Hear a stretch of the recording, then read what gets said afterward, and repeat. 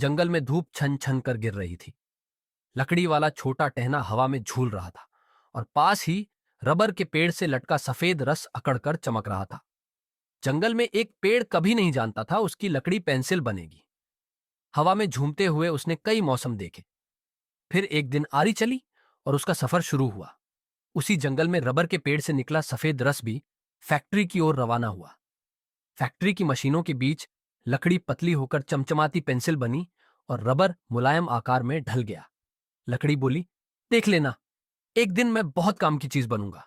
Rubber हंसा, तू? अरे तू तो सूखी लकड़ी है, असली काम तो मैं करूंगा। मशीनें चलती रहीं, दोनों की बहस भी। स्कूल का पहला दिन आया।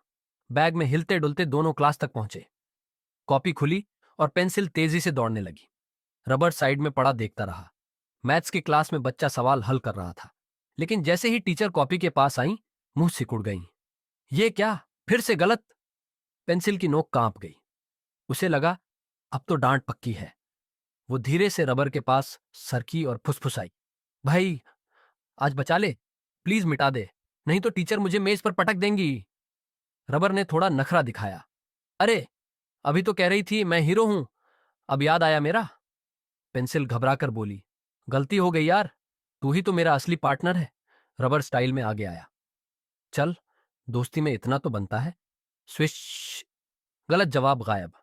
पेंसिल ने राहत की सांस ली, आज तूने सच में बचा लिया। उस दिन के बाद उनकी लड़ाई थोड़ी कम और दोस्ती थोड़ी ज्यादा हो गई। धीरे धीरे दोनों घिसते गए। एक दिन पेंसिल इतनी छोटी हो गई कि पकड़ में नहीं आती थी। रबर भी आधा रह गया था। दोनों पेंसिल बॉक्स के कोने में चुप पड़े थे। अब न कोई मजाक, न ताना। फिर एक दिन नया पेंसिल बॉक्स आया। उसमें से एक चमकदार लंबी नई पेंसिल और मोटा सा नया रबर निकला। नई पेंसिल बोली, मैं पूरी कॉपी भर दूंगी। नया रबर बोला, पहले गलती तो कर। और दोनों में फिर वही पुरानी बहस शुरू हो गई।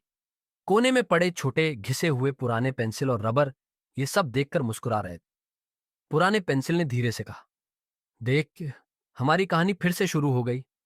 छोटा रबर हंसा, हाँ, कुछ दिनों बाद पुराने दोनों को अलग रख दिया गया, पर कॉपी के पन्नों पर लिखी साफ लाइनें, सुधरे हुए शब्द और अच्छे नंबर आज भी उनकी दोस्ती की गवाही देते हैं।